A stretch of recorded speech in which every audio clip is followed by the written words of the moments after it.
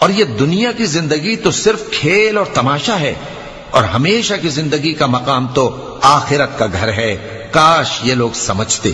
پھر جب یہ کشتی میں سوار ہوتے ہیں تو اللہ کو پکارتے، خالص کرتے ہوئے اسی کے لیے اطاعت کو، لیکن جب وہ ان کو نجات دے کر خشکی پر پہنچا دیتا ہے تو جھٹ شرک کرنے لگ جاتے ہیں، تاکہ جو ہم نے ان کو بخشا ہے اس کی ناشکری کریں اور فائدہ اٹھائیں۔ سو خیر، ان قریب ان کو معلوم ہو جائے گا۔